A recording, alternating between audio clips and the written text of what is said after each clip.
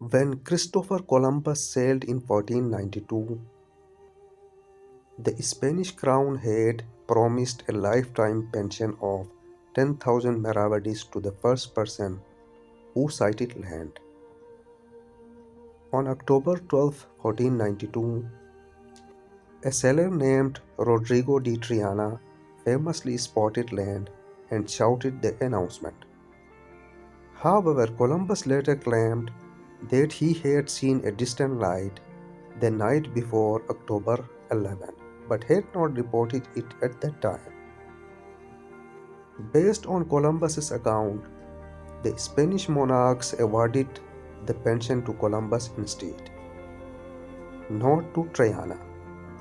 Many historians believe Columbus's claim was questionable, since no one else on the ship confirmed seeing the light, but it was accepted officially.